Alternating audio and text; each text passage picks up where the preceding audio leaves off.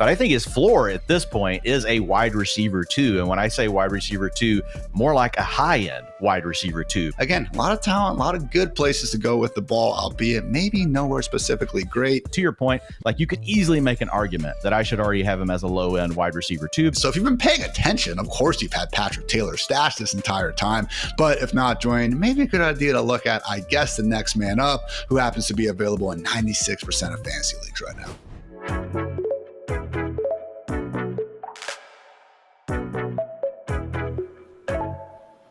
Hello and welcome to the Fantasy Live Show. Happy Tuesday, everybody, and happy fantasy playoffs. Hopefully you got those teams through, and if not, like Happy Gilmore, 364 days until we get our next crack at it. So we will watch the film and get better either way, and by we, I mean myself, and of course, Fantasy Live Director of Analytics, all-around baller, Dwain "The Rock" McFarland.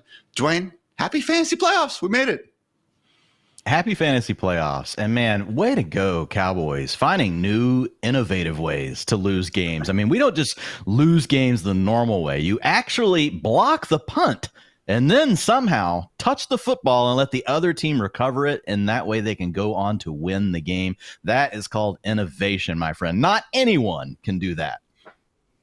I could hear Dwain screaming Peter as that ball was rolling on the ground all the way from my house in lovely Columbus, Ohio. And yeah, Dwain truly was shades of Leon Lett out there. So new in a sense, but maybe they did in fact just repeat a little bit of history on their way to dropping Monday Night Football 27-20 to the Cincinnati Bengals. So once again, as the Bengals are known to do, they're pretty much able to put up points on anyone, but also give up plenty. So always an entertaining, contest when we get Joe Burrow and company involved. Accordingly, he was putting up all kinds of numbers through the air, 369 yards, not one, not two, but 3 scores, most of which, Dwain, went to one Jamar Chase, 14 catches, 177 yards, and 2 touchdowns on 18 targets. And as ESPN's Ben Solak pointed out, Chase is now the first wide receiver with 10-plus catches, 175-plus yards, and 2-plus touchdowns since Jamar Chase in week 10, who was the first one to do it since Jamar Chase in week 5. So the man really is the king of booms. And if you had him, man, there's a very good chance that you were sitting pretty in your fantasy league. Yeah, absolutely. I somehow in a guillotine league was able to outscore Thor, who had Josh Allen and Jamar Chase on the same team. So, it's a guillotine league, guys. We're down to 5 teams. You got to go check it out. That's what makes it so awesome is you're not just trying to find somebody off the waiver wire like in a skank league. Like you're picking up like Saquon Barkley in week 12 or 13. It's a really cool, different way to play fantasy football. But yeah, man, Jamar Chase, obviously, if you've got him, the booms can be absolutely high.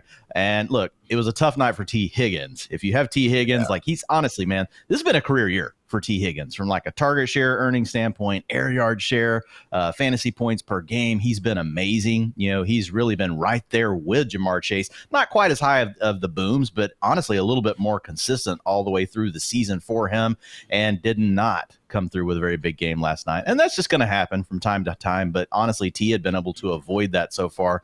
Not worried about him really moving forward. What you just talked about, Ian, we've got Joe Burrow. I would say if you're talking about pocket passers in the league, I mean, there's Joe Burrow, there's Patrick Mahomes. It's those 2 guys probably. Like that's probably the best 2 pocket passers in the league. Then we start talking about some of the dual threat players. But yeah, also Burrow just from a fantasy perspective. I mean, right there every week at this point, top 3, top 4. He was a guy we talked about a lot in the offseason about having a big potential rebound after folks felt they invested too much the year before. Didn't get quite the return. That recency bias can drive the prices down. And we saw that this season. Joe Burrow, man, he's paid off in a big way over names like CJ Stroud.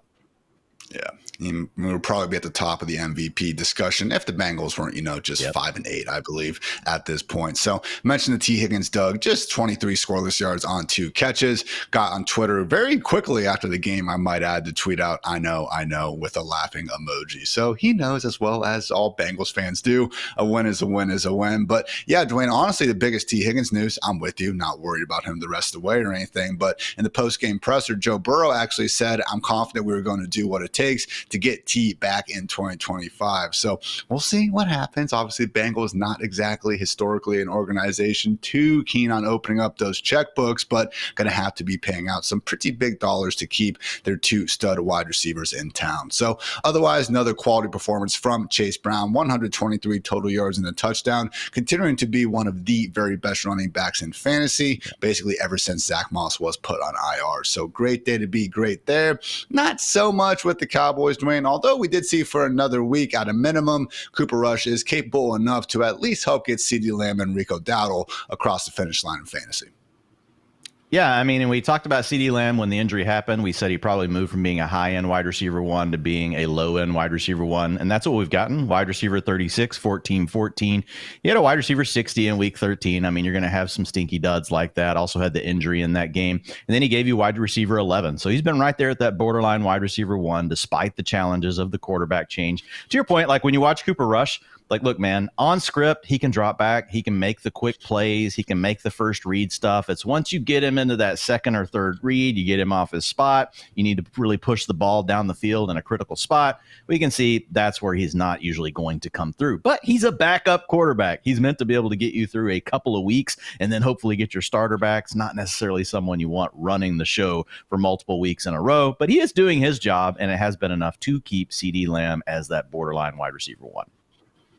If you want a quicker breakdown on Cooper Rush's game, my mom, longtime Cowboys fan over the course of, all her entire life, just shot me a quick text saying that Rush is a bum. So, I am kind of with you, Dwayne, but I think my mom maybe has a point as well. So we'll note that Rico Dowdle, 141 total yards, had a lot of yards last week. If only he could play the Giants and the Bengals defenses each and every week out. But at least for one more week, Dwayne, pretty much getting just that with the Panthers on tap here for week 15. So even with everyone back, man, going to be tough to keep Rico out of that top 20 as long as he is continuing to get 20 plus touches in, again, one pristine matchup after another. So good stuff there. And now let's go ahead and move on to some rapid news recap before we get into the sheesh and utilization of the week. So guys, kicking things off at quarterback, Derek Carr probably going to be missing the rest of the season. Had, some certain language being used by the insiders and all that, but basically did fracture his left hand, doesn't need surgery, but just given where we are in the season and some dollar amounts owed to him if he's not fully healthy, it does seem like it'll be either Jake Haener or Spencer Rattler the rest of the way. More confirmation from Raheem Morris that Kirk Cousins remains a starting quarterback in Atlanta. Aiden O'Connell actually just dealing with a bone bruise in his knee. It looked like it was going to be horrible after he had that air cast, but actually has a chance to return sooner or later, maybe even Monday night, although that does look like a bit maybe too soon. Also, Giants will continue to roll with Drew Lock as their starting QB. Why wouldn't they, Dwayne? He leads all quarterbacks in rushing yards over the past 2 weeks. That's pretty much the only nice stat I could find about him, but I will continue to stick to that. And the Giants will continue to stick to trying to tank for Shadur Sanders. Over at running back, Kenneth Walker, guys, not looking good. Now dealing with a calf injury. Seahawks are sending him for more tests, but yeah, sounds like we could be looking at a multi-week absence. Obviously, good news for the Zach Charbonnet fantasy managers out there. Also, Bucs head coach Todd Bowles did confirm Bucky Irving's back tighten up, but they need to see it loosen up before they can feel good about him returning in week 15. In terrible news, Jonathan Brooks retore his ACL. Knew it was going to be something bad based on the non-contact nature, but yes, he will be undergoing season-ending injury. Get better, Brooks. That absolutely sucks, man. 49ers RB Isaac Guerrero dealing with a foot sprain. Considered day-to-day. Will be evaluated over the next few days to see if he can go, but man, just given the short week of that Thursday night game coming up against the Rams, I would be hard-pressed to see him returning, so we'll have much more on that entire situation here in just a little bit. Out wide receiver, George Pickens dealing with a grade 2 hamstring strain. That does not sound ideal. Romeo Doubs and Cedric Tillman remain in the concussion protocol. Rashad Bateman is practicing with that knee injury coming off a bye. And Deebo Samuel on Twitter, quote, not struggling at all, just not getting the ball. As always, guys, if you have a problem with your coaching staff or your usage, best thing to do is go announce it on social media. I mean, what could go wrong with that? And finally, Bucs safety Antoine Winfield will be missing a couple of games with a knee injury. I know a lot of people really riding that Bucs DST thanks to this, great schedule run out they have, but not going to be easy without their all-pro safety. So that was the news, everyone. Now we got some sheesh to get to right after a quick word to our friends over at Game Time. Dwayne, we both know there's nothing like being at a game in person, but maybe not even a game, man. I know you took the whole family to Hamilton when you were visiting New York. So plays, concerts, football games, baseball, hockey, you name it, Game Time should be your go-to source for finding amazing tickets. I was actually scrolling through the Game Time app the other day, and I came across this new feature called Game Time Picks, and man, it is a total game changer. Game Time Picks curates your experience, showing you the best deals on great seats, and Game Time makes it so easy that it's truly a no-brainer, people. Seriously, Game Time takes all the guesswork out of buying tickets, and you can find out for yourself by downloading the Game Time app, creating an account, using the code LIFE for $20 off your first purchase. Terms do apply, but again, download the Game Time app, use redeem code LIFE, L-I-F-E, for $20 off your first purchase. And again, download Game Time today, because what time is it? Game time.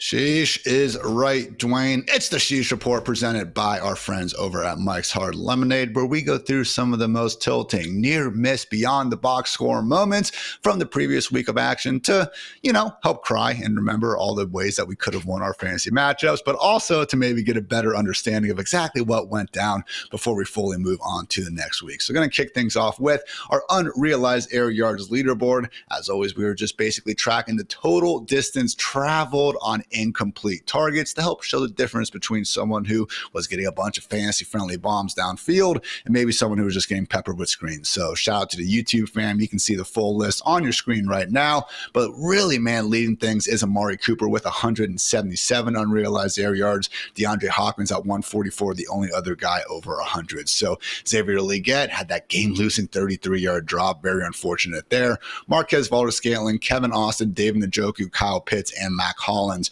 rounding out the group of guys who are over at least 75. So, man, Dwayne, we still have Cooper somehow like in the top 4 on the season, almost primarily from the Deshaun Watson experience early on. So wasn't good to see, again, all these yards left on the field in week 14. But, hey, also did have 14 targets, which was more than he had combined in all of his previous Bills games. Yeah, we didn't see the route participation improve in the way we wanted for Amari Cooper, still at 63%. So the Bills really do appear to be married to this rotational situation with the wide receiver room, the tight, really with everyone. No one is playing a 90% route participation, which is typically not something that you see. You usually have one wide receiver on a team getting there. You would think that eventually that would be that. Amari Cooper would be that for the Bills, but I don't know. They might just be willing to stick with this, but it was encouraging, Ian, to see the 38% target share. You talked about 14 targets. Unfortunately, only 43% of those were catchable. And that does go into the utilization score because it does matter and is a metric that we found to actually be sticky rolling 4 weeks over 4 weeks. So hopefully, he and Josh Allen can get on a better page together, but it is encouraging, again, to at least see the targets going his way. And it was in a shootout mode where Josh was really forced to have to try to get the ball to his playmakers more often. And it was Amari at the top of the list. So he had a 7.7 utilization score. That's the best utilization score he's had all season. Obviously, it's his best one that he's had with the Bills. 15.5 fantasy points, Ian, but yes, it could have been much bigger. Otherwise, guys wanted to highlight the ball carriers who were tackled at the 1 yard line and then did not get the opportunity and accordingly did not score a touchdown later on the same drive. So again, this is pretty much, I like to call it the Eagles RB special in the article because yes, Saquon Barkley had 2 more instances. Now these did come on the same drive, not like he left 2 touchdowns on the table, but this has now happened 11 different times on the season over the course of, I believe, 9 different drives. So really this tush push has been the difference between Saquon Barkley being the leagues and fantasies RB1 and him putting together a truly game-changing, historically elite season. I think when I calculated a couple weeks ago, if he had scored those touchdowns and they weren't going to Jalen Hurts, would have been on pace to have the 4th best season of all time, up there with guys like LaDainian Tomlinson. But otherwise, Dave Montgomery had 2 separate drives where he got stuffed at the goal line. Khalil Shakur also had 2 separate ones, so he was actually, only 6 feet away from having 2 additional scores to his tally. Very rare to see a wide receiver on this list twice. And otherwise, man, Bijan Robinson, Chuba Hubbard, Malik Neighbors, Jalen Waddle, Bryce Young, and Russell Wilson rounding out the list. So again, Dwayne, one of these things where we see Saquon, and not that he needs any more fantasy points, but it is an example that, if you aren't Saquon Barkley, say you're DeAndre Swift or Miles Sanders, sometimes these quarterbacks with the heavy dual threat, offenses with the heavy dual threat quarterbacks under center, not, quite as fantasy friendly for the running backs. Yeah, 47% of the carries inside the 5-yard line have gone to Jalen Hurts. Now, the rest of those have gone to Saquon. I mean, he's sitting at 43% for the year, so it is pretty much those two guys. You've got 10% going to Kenny Gainwell. But to your point, even if, Jalen Hurts was still getting some of those, but like we had Saquon Barkley sitting at like 65%, man, just that alone, like that would be another big boost for him. But, what are we going to do? We're not going to sit here and complain. Saquon Barkley right now averaging 22.7 fantasy points per game. So if you've got him on your team, he has been a major difference maker. You're probably in the playoffs just by having Saquon Barkley on your roster. I know I scooped him up over in a guillotine league, Ian, and it's been pretty sweet because you know what? I did not draft enough Saquon Barkley on my other fantasy teams. Do not feel bad for Saquon throughout all this, though. In his contract, he has 0 incentives that include touchdowns. So good job by him and his agent getting ahead on that. And accordingly, life is good for Saquon and the Eagles. All right, guys, did want to give a quick shout out again to our presenting sponsor for the Sheesh Report. And those are our friends over at Mike's Hard Lemonade, because the fantasy football playoffs are here. And while that may be cause for celebration for some, that also means there are hard days to come. Mike's Hard Lemonade wants to remind you that hard days deserve a hard lemonade. It doesn't matter if you're a playoff lock, fighting for that final spot, or if your season was over the minute you made pick 101. You worked hard all season, so quench your hard-earned thirst with a Mike's Hard Lemonade.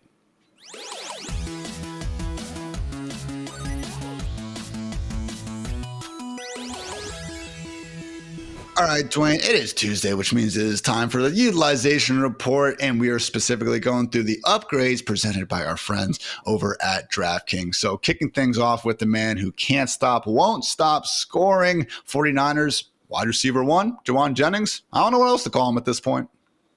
Yeah, man, Jauan Jennings has been amazing since Brandon Ayuk went down. And obviously we had the game earlier in the year without Brandon Ayuk or George Kittle where he went completely nuclear. So this is excluding all that. This is just looking since the Ayuk injury. Now, remember those first 2 games he actually missed with a hip injury. But since week 10, he's been back in the lineup.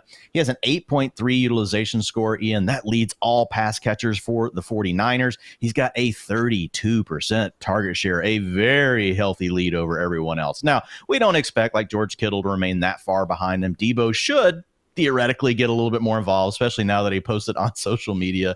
Ian, that's probably going to help him. But man, when you've got a buffer as big as what Jauan Jennings does, and we don't have Ayuk, we don't have Christian McCaffrey, the 49ers, dropping back, throwing the ball a little bit more, Brock Purdy playing at a high level when he's healthy.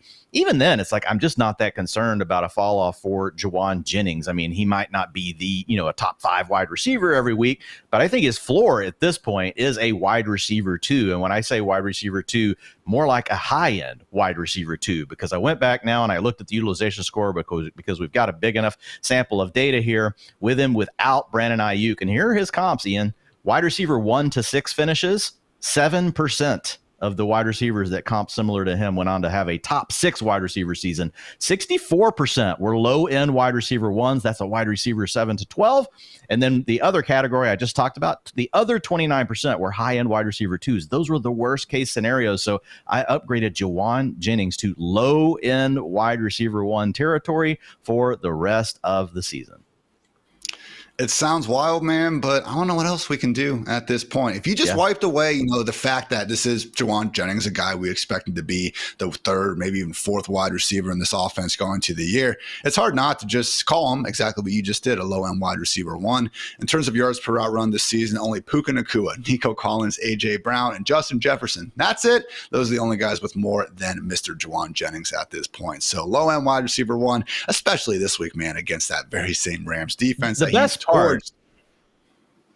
part is like the 49ers obviously knew that he was this good, Ian. I mean, that's why they went and spent a 1st-round pick on a wide receiver, and they re-signed Brandon Ayuk. They knew Jauan Jennings was this good all along. All along, indeed. So, hey, man, you watch the film and you will see Debo running the clear out routes, setting up kind of the open, areas of the field for Jauan Jennings. Not like his touchdowns came with that much resistance from the defense last week, but yeah, certainly sign us up for the guy who Kyle Shanahan is trying to make life easy for. Otherwise, Dwayne, let's move on to the Minnesota Vikings, because we have Mr. Jordan Addison upgrading to a high-end wide receiver 3 after yet another blow-up performance.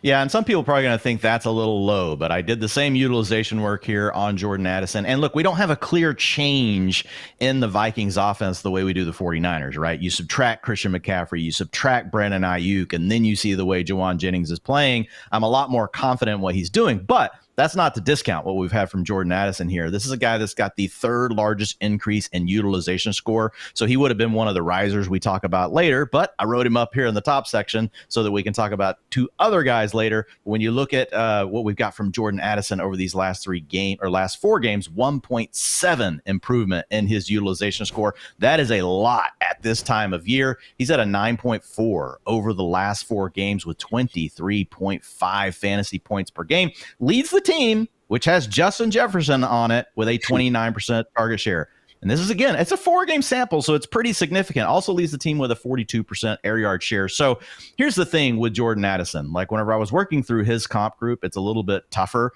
right, to just go all in on the last 4 weeks because, again, you still have Justin Jefferson. You got TJ Hawkinson continuing to get more healthy. But I do think the positives are, and we've talked about it many times, Sam Darnold is playing really well. Obviously had that crescendo moment this weekend, best game of the season. They've actually performed well against good defenses in recent weeks because they have multiple weapons they can get the ball to. So while on one hand, it's like, okay, you got to deal with TJ Hawkinson and Justin Jefferson. On the other hand, it's like, well, nobody can stop you because you have all these weapons. And as long as you remain involved, it's going to be a really good thing. But if you look at his utilization score, I still had to lean more towards the season-long score because you talked about it on Sunday night. There still are a lot of duds early in the year, and we can't be for certain that those things have gone away. And again, not even necessarily to do with Jordan Addison. It's because you have Justin Jefferson on your freaking football team and TJ Hawkinson.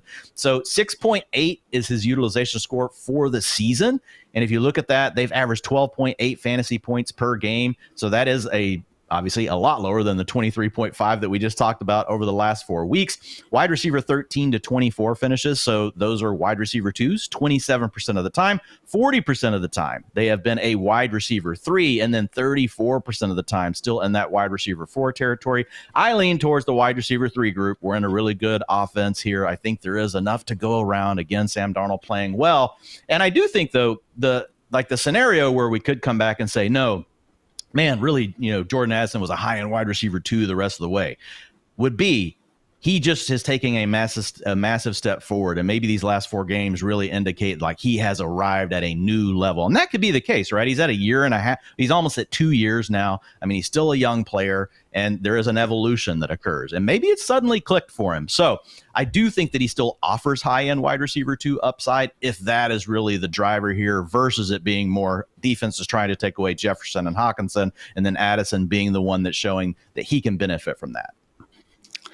Talking about wide receiver 3 and wide receiver 2 upside. I mean, over the course of the last 6 weeks, Dwayne, he's been a high-end wide receiver 1, the wide receiver 3, Justin Jefferson, the wide receiver 10, actually, ever since TJ Hawkinson did return in week 9. So during that stretch, 45 targets for Addison, 47 for Jefferson. Addison actually leads the way in air yards. So yes, I do expect Jefferson to still very much be the wide receiver 1 in Minnesota the rest of the way, and of course in 2025 and beyond, but certainly been close, man. And at a minimum, man, I don't think it's completely ridiculous to think that Addison could have a T. Higgins-esque wide receiver 1 stretch. Certainly already been doing his best impression here for the last few weeks. So did you see what Papa Addison had to say about last week's game, Dwayne? No, I didn't. What did he say? 500 push-ups because he dropped the long ball where he got pass interference on. So, gotta be careful out here. There's another one 2 weeks ago, I think, where Addison got caught from behind, and his dad went ahead and tweeted like, "I've never seen you get caught from behind out here." Gotta get some wind sprints going on after the game. So rest assured, fantasy managers, Papa Addison, making sure that, Jordan is keeping on his game despite all the success recently. But yeah, keep him in those fantasy lineups. Gonna close things out, Dwayne, with a bit of a dynasty twist here. Always fun getting in on that. Brian Thomas Jr., someone you are upgrading to a borderline, mid-range dynasty wide receiver 2. Yeah, man, it's just looking at him over these games without Christian Kirk. Obviously, he was hurt with the chest injury right after Christian Kirk got hurt. But then over these last 3 games, Ian, healthy, 28% target share, 44% of the air yards. He's got an 8.3 utilization score over that stretch. So looking at his comps, I had to do a blend really of what we've seen for the season as well as what we've now seen with him in this larger role, because let's face it, next year, Christian Kirk's going to be back on the Jaguars most likely, right? We're going to have, he's under contract. We've got Evan Ingram, who's also a solid target earner, and we've got a questionable quarterback with Trevor Lawrence. But what this shows us over these last few games is the talent profile for Brian Thomas Jr. is definitely there. And then when you flip on the film, wow, does it ever match what you see in the numbers? This is a guy that can take the lid off the defense. This is a guy that can make plays after the catch. This is a guy that can make contested catches. He can be a big-time weapon down inside the 10-yard line. He really does do it all. I think you even said maybe, and I think it caught me a little off guard on Sunday night because Malik Neighbors has been so good, but you mentioned that Brian Thomas Jr. might be the best rookie wide receiver in this class. And looking at him and watching the film a little bit more yesterday afternoon, I was like, Ian might be right about that. I still love Malik Neighbors. These two guys are on the same team with Jayden Daniels. Like, how is this possible? This is insanity. It's back to the Justin Jefferson, Jamar Chase with Joe Burrow thing. Man, LSU, you guys know how to set up some trios down there. I don't know how you do that, but keep it going. But whenever we look at Mr. Brian Thomas Jr., after putting the blend of those two things together, Ian, yes, it did come out to that mid-range wide receiver 2, but obviously he has high-end wide receiver 1 upside if Trevor Lawrence can get it going. I do want to note, Christian Kirk has never really been like this high-end target earner. He's not a guy that comes out there and demands 25, 30% of the targets. He's more of like a 19, 20% guy. And Evan Ingram typically is around that range as well, unless someone gets hurt, right? And then he starts to get more. So I do think there's a path here where Brian Thomas Jr. is just, no offense to those guys, they're good football players, but so much better than them that he could still be like a 25, 27% target share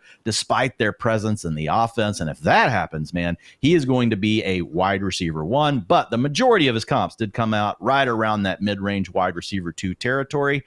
So that is where I chose to put him for now in the dynasty ranks. I remember one of my favorite comps for him just during the pre-draft process was like who we really wanted Martavis Bryant to be, because you just have this 6'3", 215 wide receiver who can also run by your entire secondary at a moment's notice. I mean, that was one of the freakier stats from the combine.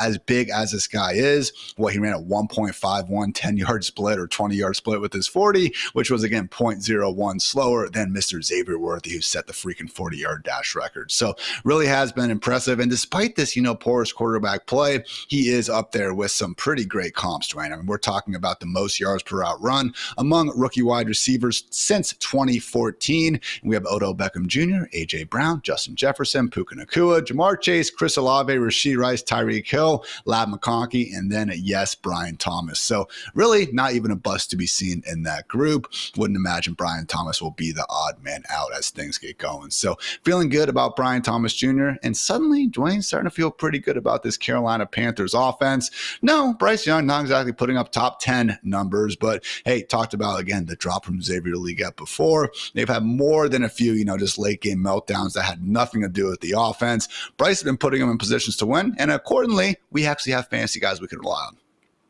Yeah, I think the big thing on these teams that are, really struggling to close out the season, we want to know, are they still trying? And when you watch the Panthers, they're obviously still giving it everything. Canales has not lost this team. Bryce Young, I think, is part of the reason why everyone is playing so hard. You're seeing this young quarterback start to evolve. To your point, he's not like, banging down doors with 350-yard passing performances, but it just seems like every single week he's getting a little bit better, and they are very competitive. I mean, they've covered the spread against the Chiefs, the Buccaneers, and the Eagles over the last 3 games. So they are, and some of those were quite large spreads. So that's not even necessarily saying anything, but the games have been a lot closer than that. So, I mean, the Panthers have been in these things, and I think that's the big positive. So the first guy we got to talk about is obviously Chuba Hubbard. Unfortunately, you mentioned it earlier with Jonathan Brooks, man. Hope that he has a full recovery, non-contact re-injury of that same ACL. You really hate to see that. Was finally starting to get a little bit of work, but that now opens the door back up for Chuba Hubbard just to really step back into that same role, Ian, that we had seen almost the whole season. Going back to week 3 is when they decided to just start feeding Chuba Hubbard. Obviously, he looked so good that they decided to give him a contract extension in the middle of the season. So this is a guy that they absolutely love. And man, without Jonathan Brooks back there, I mean, we're talking about a guy that's going to be 75 to 85% of the snaps. When you're getting that much work, on a team that's at least motivated to keep playing, it's going to be very hard for him to not be a high-end running back 2 to low-end running back 1 the rest of the way. And you get two nice matchups here. You get the Cowboys and you get the Cardinals. Those are not elite matchups, but they are good matchups. And if you watch the Cowboys, even though the fantasy points haven't necessarily been elite for running backs facing them, they can be in any week that you choose for it to be. If you decide you want to run the ball and that's what you're going to do, the Cowboys can't stop you, period. They could load up the whole box with the whole team and they still can't stop you. So looking at Chuba Hubbard's utilization score comps, they have fared exceptionally well. Ian, fantasy points per game, 16.5. This is over the last 4 years of data. Running back 1 to 6 finishes, 31% of the time. So you might have a top 6 running back on your hands for the final 3 to 4 weeks of your season, depending on how long you guys are playing.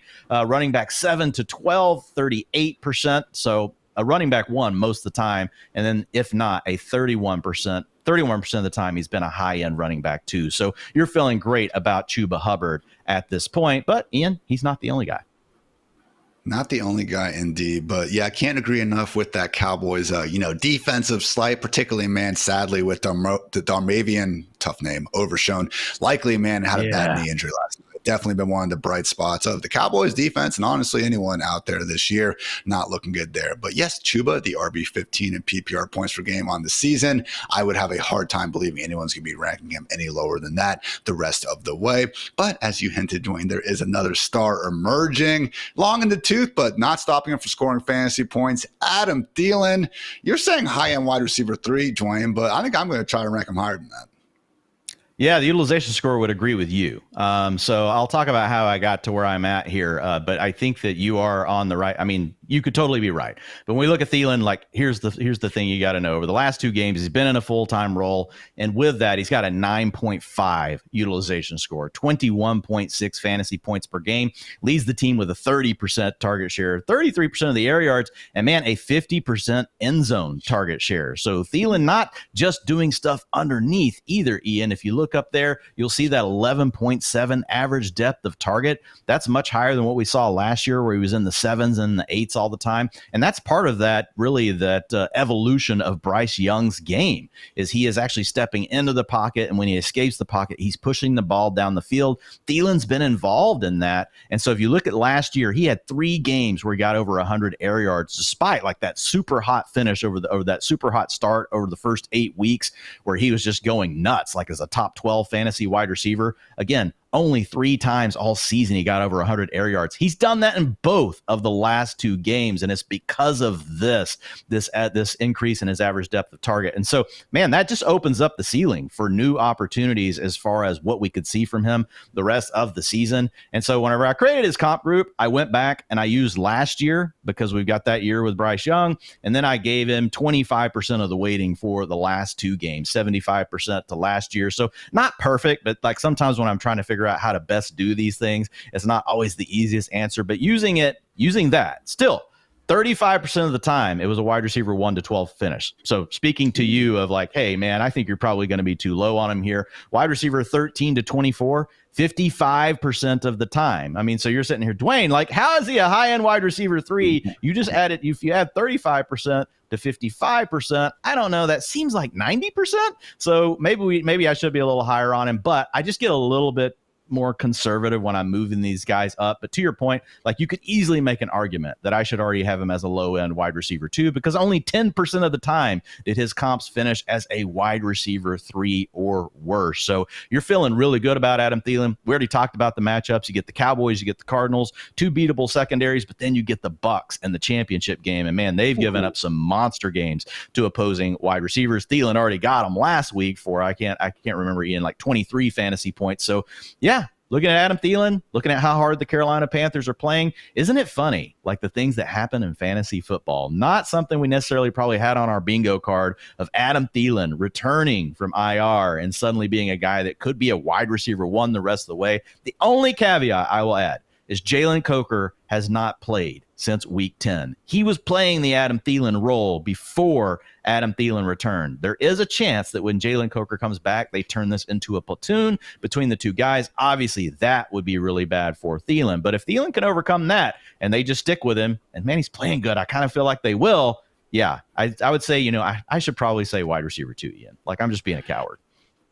With all due respect to my fellow cokeheads out there, Dwayne, I would be shocked if they're taking Thielen off the field for him. If anything, man, take David Moore down a notch a little bit. All right. We appreciate, the blast from the past. Shout out to all the Seahawks fans out there. But yeah, it would make sense if it's Leggett, Thielen, and then Coker. But again, we don't know for sure. So we'll see. I mean, we've had these last two games amazing, 99 yards and a touchdown. Should have had a second one. Still don't know how they overruled that one. And then 102 yards more recently. So, hey, man, had a bit of a dud. Wide receiver 45 or so finished in his first game back from IR. But just looking at this Cowboys secondary, even though they do now have Trayvon Diggs and Deron Bland, usually just chilling on the outside, I don't think it's going to be too hard to scheme up Adam Thielen, another 10 plus targets, and lo and behold, he's been making the most of them. So not the highest ceiling, I guess we could say, in the world, Dwayne, only because Bryce Young during this hot stretch, which again, can't say enough how great he's been playing, put the film on and all that. Still, though, you would think just all the good vibes coming, he'd be averaging, maybe a little more than 212 yards, 1.2 passing touchdowns per game. So that's the concern. But again, when this schedule is lining up as well as it is, how could you not have Thielen in the top 24? Dwayne, get that cowardness out of here. Let's get him in there. So we got some more utilization upgrades and downgrades on the way. But first, a quick word to our friends over at DraftKings. Grab your favorite team's jersey and some snacks and head to the couch for another Sunday of action-packed football. You can get even closer to the action with my partners over at DraftKings. And right now, all new DraftKings customers who bet just $5 will get $150 in bonus bets if your bet wins. Just download the DraftKings Sportsbook app and sign up using the promo code FANTASYLIFE. The crown is yours. That's right. New customers get $150 in bonus bets if your bet wins after betting just $5. If sports betting is not yet available in your state, don't worry. You can still join in on all the fun with DraftKings Daily Fantasy and have the shot to win cash prizes. Download the DraftKings Sportsbook app now. New customers use the promo code FANTASYLIFE and bet just $5 on any wager. You get $150 in bonus bets if your bet wins. That's promo code FANTASYLIFE only at DraftKings Sportsbook. Time for some utilization score risers and fallers, Dwayne. And again, we're looking at a trailing 4-week period here. So not overreacting to a 1-week sample, usually dealing with, again, 240 minutes of action. So kicking things off with Tyreek Hill, someone who, we had to move down to the wide receiver 2, even wide receiver 3 ranks when Tua was sidelined. But as we saw last week, still very much has that wide receiver boom capability in his potential range of outcomes.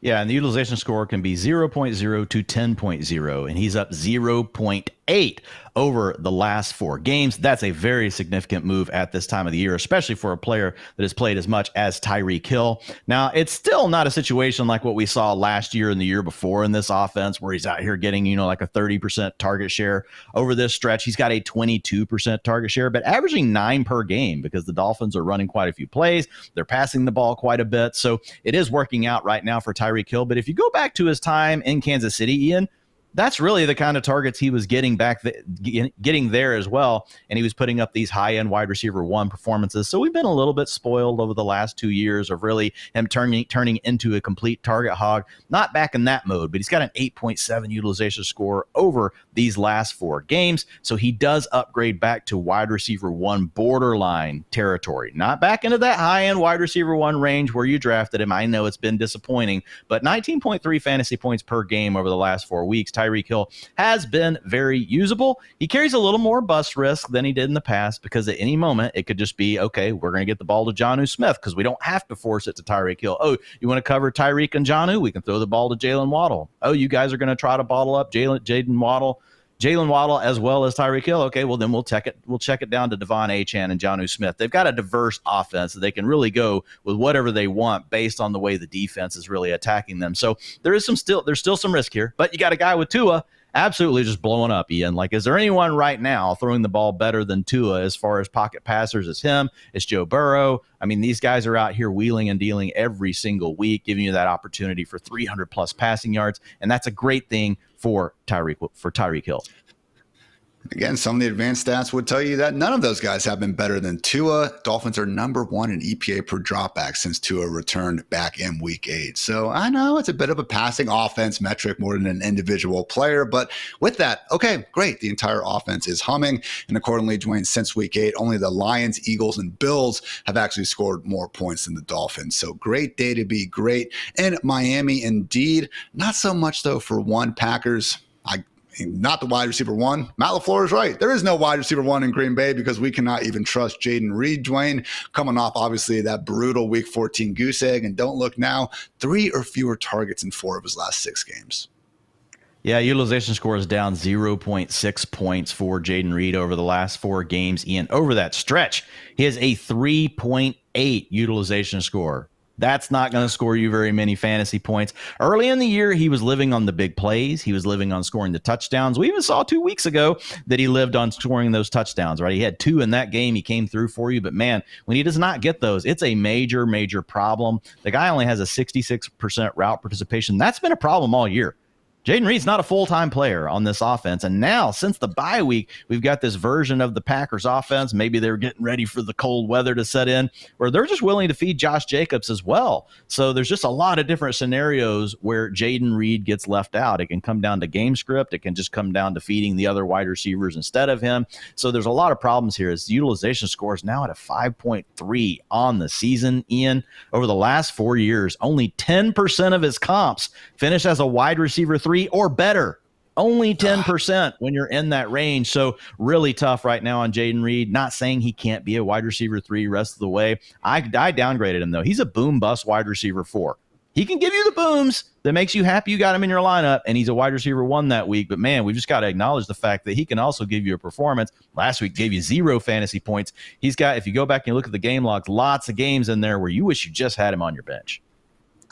Seahawks, Saints, Vikings to close things out. I'm okay with those matchups, but Dwayne, he's been busting. I mean, last week at least, he went Romeo Doubs on the bench. So once we get Doubs back, who is still in the concussion protocol, we'll see. Just going to make things that much more crowded. So again, a lot of talent, a lot of good places to go with the ball, albeit maybe nowhere specifically great. Makes you wonder, Dwayne, if the Packers could low-key be one of these teams that actually do look to maybe invest in more of a true alpha wide receiver 1 this offseason. Their, positional spending to the position is certainly going to potentially warrant that. So, hey, Packers fans, don't worry about it. Jordan Love's still doing great. Offense putting up plenty of points more weeks than not. But, man, can we at least get a couple more design runs for Jayden Reed, Dwayne? I mean, he has 2 carries in the last 5 weeks. This dude still leads all wide receivers in rushing yards, man. We are not doctors. We've talked about this. But I just don't know how guys like Jayden Reed and even, Deebo Samuel, as much as he hasn't been the same guy, can go 60 minutes without even getting more than a, touch or 2 in the football game. So we'll see what happens with Jayden, but let's get more positive, man. Heading over to Cleveland with tight end 1 David Njoku taking a huge leap up in not only the fantasy ranks thanks to Jameis Winston, but also in terms of his raw utilization. Yeah, man. The Jameis Winston effect is absolutely real.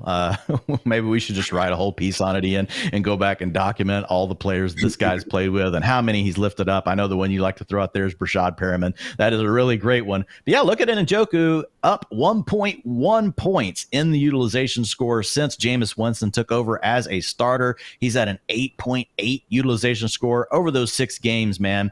His targets have jumped from 6.5 to 9 per game. That's a massive, massive jump. His air yards have jumped from 26 to 57 per game, and his end zone targets are up from half a game to 1.1 end zone targets per game. And you guys have seen a lot of those in nationally televised games over the last few weeks. I mean, David Njoku dropped one of those. Would have been a really tough catch, but man, he's made some good ones as well. So when you look at Njoku over this stretch, Ian, he's been tight end 7, 15, but then tight end 6, tight end 31. He gave you a dud, but then the last 2 games, tight end 2 and tight end 2 on the slate, averaging 14.6 fantasy points per game. So as long as we've got Jameis Winston under center, I mean, it's hard to find many tight ends you're going to want to start over David Njoku. I mean, we've got Trey McBride. You've got Brock Bowers. You've got probably still Travis Kelce. But even there, it's kind of borderline. He's working his way into that conversation. I think he's the tight end 4 right now for me, but I wouldn't argue with anyone that said, look, he's just a must start. There's really only a couple of guys that you can start him over. That you can't start him over. Sorry. Right. I mean, that's where he's been. Jameis came under center in week 8, and we were talking about now the tight end 5 during that stretch. Only Jonnu Smith, Trey McBride, Travis Kelce, and Brock Bowers have more PPR points again during those, 6 or so games. So amazing stuff from the Njoku. We shouldn't be that surprised. We saw him do this at the end of last season with Joe Flacco under center. And it's just that trust from Jameis, or maybe the, DGAF nature of Jameis's game, man, where, yeah, we still get some of the designed, more yak-friendly plays from Njoku, which he makes great use out of. But I mean, look no further than that touchdown last week, man. Jameis might see a defender, stuck to Njoku's chest plate, does not stop the man from throwing the ball up there and giving his guy a 50-50 chance. And kudos again to Njoku making those plays more than not. So closing things, the Browns, Bengals, and Dolphins. I mean, the chance, Dwayne, we talked about him last week, has really been themselves over the course of the last 4 to 5 weeks, specifically against passing attacks. Bengals game speaks for itself. And even that Dolphins matchup, man, just not overly concerned about it when we have Jameis doing Jameis things and fully unleashed to be that gunslinger that he was put on this planet to be. Let's talk about a faller, though, Dwayne, because as great as Njoku has been, haven't quite seen the same returns from Cade Otton, a guy who from weeks 7 through 10 was the tight end 1 overall in fantasy. However, since returning from the bye and since Mike Evans got back in the action, just tight end 21, and accordingly fallen down a bit in the utilization ranks.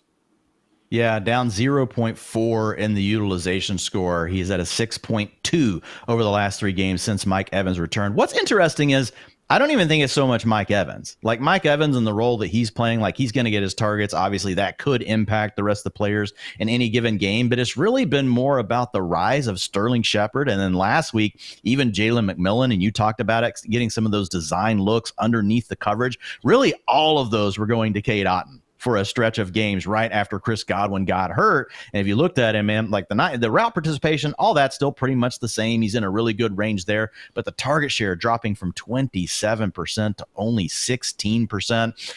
We talked about Otton being a guy that was already setting a career high in targets per route run before the Chris Godwin injury, which really made us, feel pretty good about his breakout. So I'm kind of torn here, to be honest. Like he definitely has to get a downgrade, but at the same time, this could be defenses just reacting to that 4-game stretch where he basically went nuclear and was the main weapon for the Buccaneers. I do think Otton is a guy that if defenses decide to take him away, they can. He's not the kind of guy that's going to be able to beat double coverage. He's not the kind of guy that the quarterback's still going to throw it to him if he's getting all this additional attention, especially whenever you've got Mike Evans. But again, it's these other 2 guys with Sterling Shepard and Jalen McMillan. It's their arrival in the offense that's really putting the damper on Cade Otton. So we'll see if he can get it turned around. I didn't downgrade him too far. I've moved him. He was setting at a borderline high-end tight end 1 just 3 weeks ago. And each week we've basically had to move him down a little bit. Now he's sitting as a low-end tight end 1. So still going to be in a lot of your starting lineups. But yeah, a lot bigger risk of a dud here from Cade Otton since the return of Mike Evans and the arrival of these other 2 wide receivers stealing touches.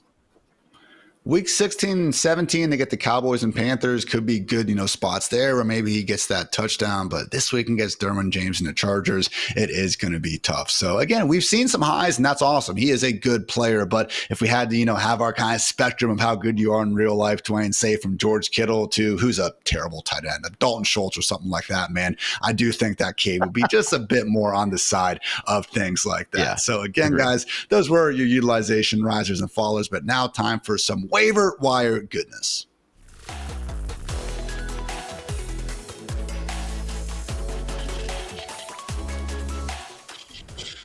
All right, Dwayne, as we do almost every single week, it is time to talk about this 49ers backfield because, again, no CMC, no Jordan Mason. Elijah Mitchell hasn't been here the entire year, and now Isaac Guerendo is dealing with a foot sprain. So if you've been paying attention, of course you've had Patrick Taylor stashed this entire time. But if not, Dwayne, maybe a good idea to look at, I guess, the next man up, who happens to be available in 96% of fantasy leagues right now. Maybe the real move with the 49ers is look at the next man up. Maybe we go beyond Patrick Taylor Jr. That's the way this has worked, which would probably be Israel Abanikanda. But yeah, Patrick Taylor Jr., he was the guy working behind Isaac Guerendo last weekend, well ahead of the injury. He had 33% snap share, 22% of the rushing attempts, came through with 8.5 fantasy points. Now, we can't say for sure, Ian, that he's going to be the lead guy. And you talked about it on our Sunday night show. We could just get to a point point to where they're like, we don't have anybody we necessarily feel like we would feature. We're just going to have a committee of all these guys. And we could be at that point with Patrick Taylor Jr. But the point being is we might not have him. We might not have Garindo on Thursday night. All the news has really been optimistic, positive, both from Garindo and Shanahan. He's day-to-day at this point. So Garindo does have a chance to play. But if he didn't, we would have to guess that Taylor would be the lead guy. So he would be the guy most likely that we would be recommending to people to start in their fantasy lineup if they had to. Even with that, though, Ian, back with all the teams off by, I would say Patrick Taylor I would be putting as a borderline running back too. I don't trust this one the same way we did Garindo last week. I think he's the clear guy that would be the lead, so you got to take a chance on it if you need it. But I think that there is a chance that this is a dud and they mix a bunch of guys together. So you gotta be cautious with it. But hey, it's the 49ers running back, and you're trying to win a playoff game. There was, that line I talked about, the Trey Sermon line on Sunday night, Dwayne, because there was a game back in 2021, bunch of injuries going on. And yeah, Sermon led the way with 19 carries, but just had a 50% snap rate. It was actually Kyle Juszczyk who wound up playing 80% of the snaps and took almost all the pass down work. So we'll see. Taylor's been on the roster for a good amount of time now. Not like they're diving to a complete unknown here, but I'm with you. With no teams on bye, man, tough to think we're going to be overly trying to jam him into the top 24. If we do see Garindo playing, Dwayne, even that'd be a little bit difficult because, again, don't know just how healthy he is with that foot injury on the short week. But let's talk about another running back benefiting from injuries right now. Sean Tucker for the Buccaneers, who don't look now, Dwayne, but if you want to move that carry qualifier low enough, say 30 carries, number one among all RBs with 7.2 yards per pop. Maybe he's really good at football. Well, he was good at football and college. He's looked good in his few opportunities. We only have one game this year, Ian, where he actually got legit playing time, and he parlayed a 41% rush share and an 8% target share into 34.2 fantasy points. Now, he also had a kick return mixed in there, which I think is getting in because we get the 6 points for that. So still a really good game from Sean Tucker in an offense that we like. We love Baker Mayfield right now. We know the Bucs are fighting to stay in that playoff hunt. Right now, they're leading the way. They have their ticket punch, but they want to keep it that way. And so Sean Tucker could be the running back too. I think Rachaad White would lead the way, but man, he could still get 35-40%. We have seen the Buccaneers very willing to rotate their back. So just have to monitor the Bucky Irving situation. But I would say that would make him a mid-range running back 3 with running back 2 upside if we don't have Bucky Irving. Good stuff with the RBs, Patrick Taylor and Sean Tucker. But if you need some help at wide receiver, I guess at this point, Dwayne, we got to look at Ray McCloud coming off an 8-catch, 98-yard performance. And yeah, man, tough to say it was overly fluky considering it came on, team high 11 targets. Yeah, I mean, and this is really a skank league move. This is kind of like the Wan'Dale Robinson thing, but we actually have an offense that's a little bit better than that with the Falcons. Not usually going to score you touchdowns and things like that, but the targets have been there. He's really taken over as the third wide receiver rather than Mr. Kyle Pitts. Rest in peace, Kyle. 19% target share over the last 4 games, Ian averaging 12.2 fantasy points. So this is really for deeper leagues, and you're just trying to get by. Maybe you got some injuries and you guys are starting, 3 wide receivers and 2 flex players. Maybe Ray McCloud is a guy that gets him one of those flex just to get you through the weekend if you don't have anything else. But otherwise, I would really rather you guys be starting someone that has more upside than Ray McCloud. I think a similar sentiment is true for our last highlight, Dwayne. That is Bucs wide receiver Jalen McMillan, who, hey, nice 2-touchdown game, but you watch the film, kind of schemed up. Not saying that couldn't happen again, man, but just don't think we can have too much confidence here. Yeah, if you're looking for upside the rest of the season, I can't guarantee it's happening this weekend, but I think McMillan is the better play. Like if you're looking for the stash between these 2 wide receivers and you don't need one for this weekend, it is McMillan because of what you said. They did scheme him up last week. He did respond by rewarding them with the touchdowns. To your point, will that continue? Not necessarily certain, but had a 7.7 utilization score. This is a rookie wide receiver. We often see the rookie wide receivers start to come on at the end of the year. We know Jalen McMillan battled injuries earlier this year. He's a guy that we liked in preseason, that they really loved in camp. So I think McMillan is a guy that could potentially make noise down the stretch. I'm not a huge believer in Sterling Shepard as just this underneath spam target guy, and a 31-year-old who's got a lengthy injury history. So Jalen McMillan, if I'm putting a chip anywhere besides Mike Evans in the wide receiver core for the Bucs, I like McMillan, and we obviously like Baker Mayfield over Kirk Cousins. So if you're looking for upside, McMillan's your guy. But to Ian's point, man, just be a little bit careful with it this weekend. That's going to do it for us, everyone. We appreciate you tuning in to the Fantasy Life Show as always. And guess what? We'll be back tomorrow breaking down the biggest questions ahead of week 15. So for Dwayne, for producer Matt, for producer Kelsey, I'm Ian. Thanks again for tuning in to the Fantasy Life Show. And until next time, take care, everybody.